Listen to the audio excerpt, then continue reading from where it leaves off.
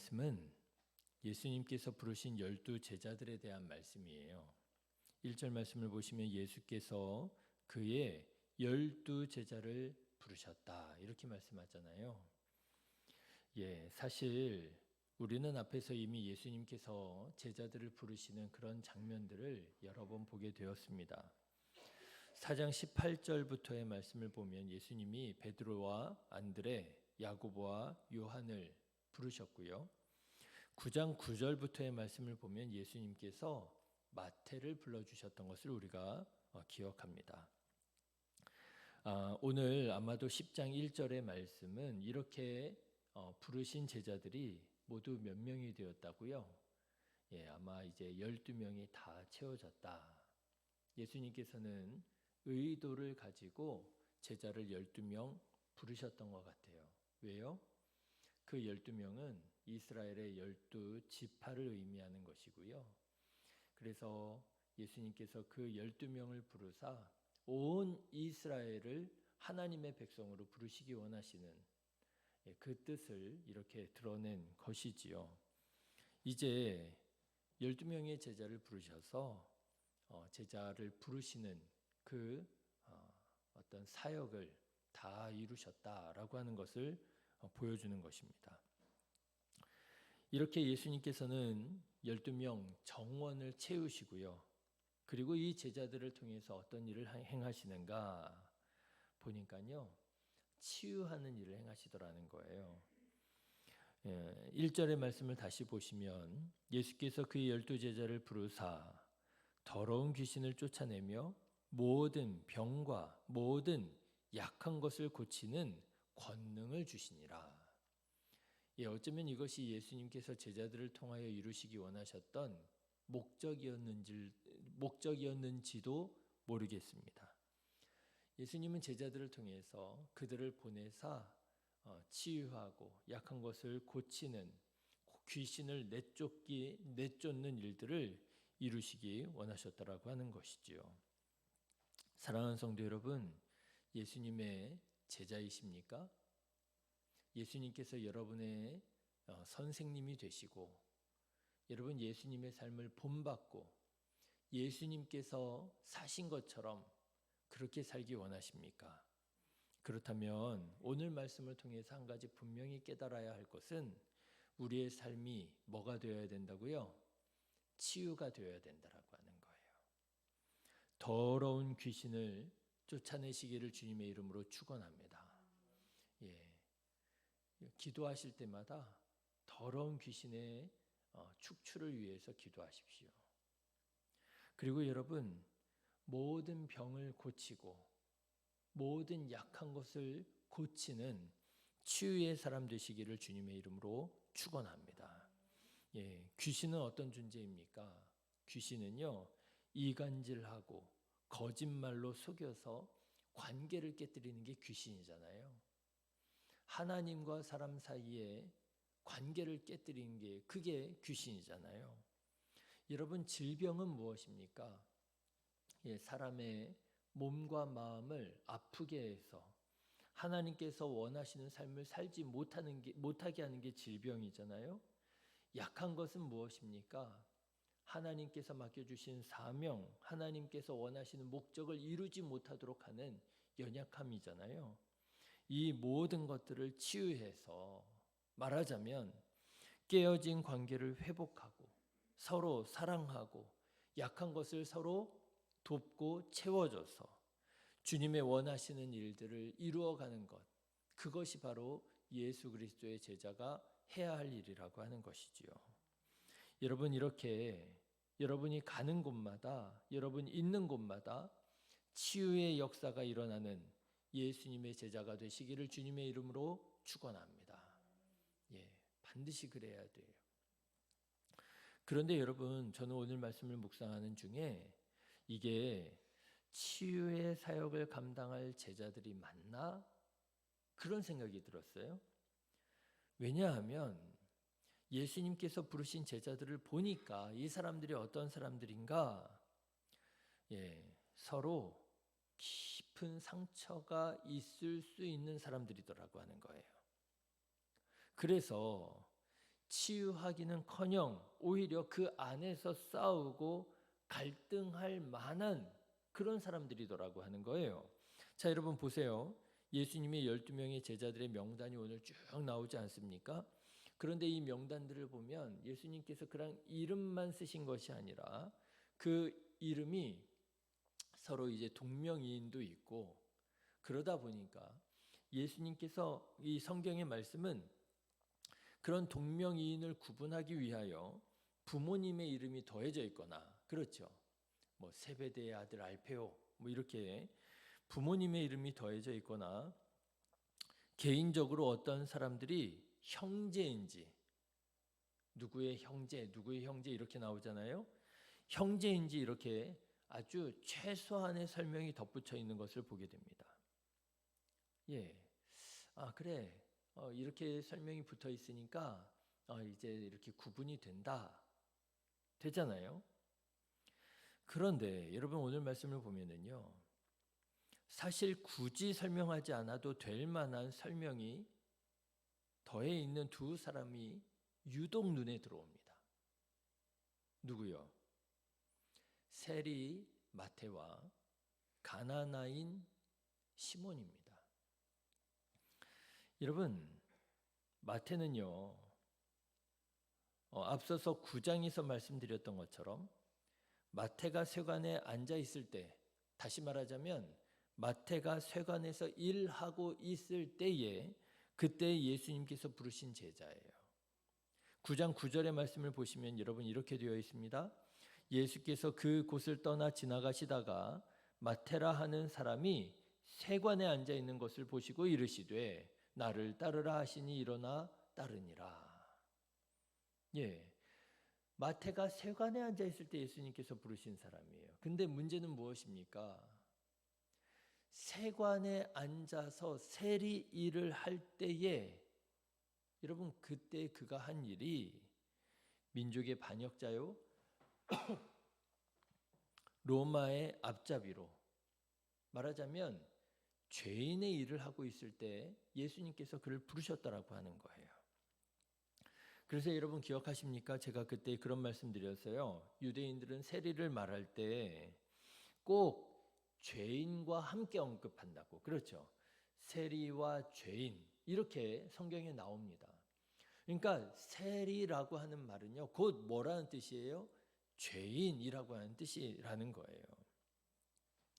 그런데 예수님께서 그런 로마의 앞잡이, 민족의 반역자인 마태를 모르고 부르신 게 아니라 그 일을 하고 있을 그때에 예수님께서 그를 제자로 부르셨다라고 하는 거예요. 그러니 여러분 유대 나라에 대해서 깊은 마음이, 애정이 있는 유대인들이 이런 세리 마태를 제자로 부르신 예수님을 바라볼 때 마음이 어땠겠어요? 오해가 되지 않았겠습니까? 스캔들이 되지 않았겠습니까? 뭐 저런 사람을 제자로 삼느냐고. 그런데도 예수님께서는요, 마태복음 9장 13절에서 그렇게 수군거리는 사람들을 향해서 이렇게 말씀하셨습니다. 나는 의인을 부르러 온 것이 아니라 죄인을 부르러 왔다. 그러면서 그 모든 오해에도 불구하고 그것이 스캔들이 될 수 있다는 사실을 이미 알고 계시면서도 예수님께서는 굳이 그 세리 마태를 제자로 부르셨더라고 하는 거예요. 자, 그런데 여러분 오늘 말씀을 보면 예수님이 12명 제자들 중에 또 어떤 사람이 있었느냐 보니까요, 가나나인 시몬이라고 하는 사람이 있었다는 거예요. 가나나인 시몬. 예, 근데 가나나인 시몬 하니까요, 그냥 그런 사람이 있었나 보다 하고 우리가 그냥 지나갈 수 있잖아요. 근데 이게 그냥 지나갈 말이 아니에요. 가나나인이라고 하는 말이 무슨 말이냐 하면 열심당원이라고 하는 뜻이고요. 이 열심당원이라고 하는 말이 무슨 말이냐 하면은요, 한마디로 말하자면 이스라엘의 무장 독립 운동가를 말합니다. 그때 당시에 이스라엘이 로마의 식민지였었잖아요. 로마의 총독이 와서 이스라엘을 다스리고 있었고요. 그렇죠? 로마 군대가 이스라엘의 중요 거점에 주둔하고 있었고요. 그러다 보니 로마에 빌붙어서 영화를 누리는 로마의 앞잡이들도 생겨나게 되고요. 가나나인이라고 하는 사람들은 어떤 사람들이냐면요. 이렇게 하나님의 나라인 이스라엘을 무력으로 점거하고 총독을 파견하고 군대를 주둔시켜서 하나님의 통치를 거부하고 황제의 통치를 실현하고 있었던 바로 이런 로마인들에 대하여 무장 독립운동, 가슴마다요 칼을 품고 다니다가 기회가 있으면 그 로마 앞잡이들 죽이고요, 로마 군대를 습격하고요, 로마의 고위인들을 암살하려고 작정한 사람들이 바로 가나나인이었다는 거예요. 그 사람이 누구라고요? 시몬이었다고요. 가나나인 시몬. 자, 그런데 예수님께서 이 시몬을 또 제자로 부르셨네요. 이 무서운 사람인 거죠. 자, 그런데 여러분, 이게 생각해 보세요. 이게 맞냐고요. 여러분, 이것이 과연 더러운 귀신을 쫓아내고 병든 자를 고치고 약한 자를 돕는 제자로 부르신 사람들이 맞냐고요. 마태는 세리입니다. 시몬은 가나나인입니다. 그럼 여러분, 마태와 시몬이 서로 볼 때 어떤 마음이었겠어요? 여러분, 시몬이 마태를 볼 때 어떤 마음이었겠어요? 저 로마 앞잡이 저거, 그렇죠? 동족의 고열을 빼먹는 저 나쁜 놈, 내가 평상시 같았으면 내가 너 바로 칼로 찔러 죽였어, 이런 거 아니겠어요? 여러분, 세리 마태와 가나나인 시몬은 한 자리에 있을 수 없는 사람입니다. 이미 그 관계가 깨어진 사람이고요. 예수님 밖에 있었으면 벌써 싸움이 나고 벌써 칼부림이 일어날 수 있는 그런 관계였던 거예요. 그런데 예수님께서 세리 마태를 제자로 부르시고요, 가나나인 시몬을 제자로 부르셔서요, 한 자리에 함께 예수님을 따르고 예수님과 함께 살게 하셨다라고 하는 거예요. 왜요? 치유를 위해서요. 여러분, 저는 오늘 말씀을 준비하면서 예수님께서 부르신 이 제자들을 보니까 예수님께서 제자를 부르실 때 실수하신 게 아닐까, 이런 생각이 들었어요. 예수님이 실수하신 거 아닐까? 예수님께서 제자를 부르실 때 잘못 부르신 거 아닐까? 어떻게 불러도 이런 사람, 이렇게 서로 완전히 원수 같은 사람을 제자로 부르셨을까? 그런데요, 오늘 말씀을 묵상하면서 그런 생각이 들었어요. 그들이 먼저 서로를 용서하고 서로를 받아들이지 않고서는 하나님의 치유가 일어나기 어려웠겠구나, 그런 생각이 들더라고요. 여러분, 누구보다도 1절에서 예수님께 받은 그 귀신을 쫓아내고 병든 자를 고치는 권능을 받았잖아요. 이 권능이 누구에게보다 가장 먼저 필요한 사람이 누구였느냐? 바로 예수님의 제자 자신들이 이런 권능이 필요했다는 거예요. 내가 먼저 치유를 경험하고, 내가 먼저 서로를 용서하고, 내가 먼저 서로를 용납하는 그런 은혜가 필요한 사람들이었더라고 하는 거예요. 저는 오늘 말씀에 명확하게 나오지는 않지만 제자들은 먼저 서로를 받아들이고, 제자들은 먼저 제자들 그 서로의 상처를 치유하는 일부터 해야겠었구나라는 생각이 들었어요. 그러지 않고서는 주님께서 맡겨주신 사명, 치유의 사명 감당할 수 없었겠구나. 예수님의 제자로 붙어 있을 수도 없었겠구나, 그런 생각이 들었어요. 예수님, 저는 저 세리 마태 때문에 도저히 이 자리에 있을 수 없습니다. 그렇죠? 나는 저 세리 마태를 볼 때마다 피가 거꾸로 도는 것 같고요. 혈압이 높아지고요. 내가 감정이 격해서 내가 이거 예수님을 따를 수도 없습니다. 마태도 그러지 않았겠습니까? 예수님, 저는 저 가나나인 시몬 때문에 도저히 제가 이 자리에 있을 수 없습니다. 저 제자의 사명 감당할 수가 없습니다.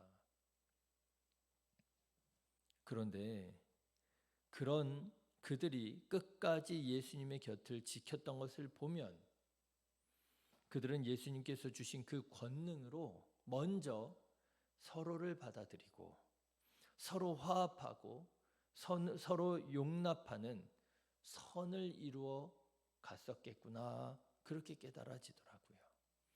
여러분 한번 이렇게 생각을 해보십시오. 세리 마태와 가나나인 시몬이 서로 악수하는 거예요. 세리 마태와 가나나인 시몬이 서로 용납하는 거예요. 서로를 인정하는 거예요. 그런 그들이 예수님께서 맡겨주신 이 치유의 사명을 감당할 수가 있는 것이지요. 그들 안에 있는 상처가 먼저 치유되어지고 그들 안에 있는 연약함이 먼저 고쳐질 때 그 은혜를 가지고 그 체험을 가지고 사람들에게 얘기할 수 있는 거예요. 너희들도 나처럼 마음의 깊은 상처가 치유될 수 있다고. 예수님을 믿으라고. 여러분 혹시 여러분도 예수님이 실수하셨다 싶은 그런 관계가 있으십니까? 예수님이 우리를 부르셨을 텐데 이거는 잘못된 만남이야. 하나님이 잘못 부르셨어. 물과 기름처럼 도저히 같이 있을 수 없는 사람이 있습니까? 나와는 달라도 너무 달라서 저 사람을 그냥 이제는 틀렸다고 그렇게 정죄하고 싶은 사람이 있습니까? 그런 사람을 만나게 하시고 붙여주셔서 너무 불편하고 그래서 예수님께도 하나님께도 이건 하나님이 잘못 부르셨다고, 하나님이 실수하셨다고 그렇게 주장하고 싶은 사람이 있습니까? 예, 하나님은 실수하지 않으세요. 하나님께서 그와 함께 나를 부르신 그 목적과 그 의도는 분명합니다. 왜 부르셨다고요? 치유를 위해서 부르셨다는 거예요. 서로를 사랑하라고, 서로 먼저 용서하라고, 서로를 위하여 기도하라고. 그럴 때에야만 주님께서 맡겨주신 사명 감당하는 예수님의 제자가 될 수 있는 것이지요. 내가 그 은혜를 알지 못하고 내가 그를 먼저 용납하고 받아들이지 않고 그리고 예수님의 말씀을 따라 나아가 사람들을 치유하고 귀신들을 내어쫓고 연약함을 고칠 수 있는 사명을 감당한다고요? 안 된다는 거예요. 사랑하는 성도 여러분, 기도하시기를 바랍니다. 세리마태가 가나나인 시몬을 받아들였던 것처럼, 가나나인 시몬이 세리마태를 받아들였던 것처럼 예수님, 나도 그를 받아들일 수 있기를 원합니다. 여러분, 이런 기도가 우리 안에 반드시 먼저 있어야 할 줄로 믿습니다. 이렇게 서로를 예수 그리스도의 사랑으로 받아들일 때 내게 먼저 하나님의 치유의 역사가 경험되어지고 그리고 그 은혜를 가지고 나아가서 예수님의 제자로 사명을 감당하며 살아갈 수 있는 것이겠지요. 오늘 하루도 이렇게 치유를 향하여 나아가는 우리 성도님들 되셔서 오늘 하루를 마무리할 때 조금이라도 하나님의 사랑이 이루어지고 조금이라도 관계가 가까워지고 조금이라도 오해가 풀려지는 치유의 일들이 일어나게 되시기를 주님의 이름으로 축원합니다. 기도하겠습니다.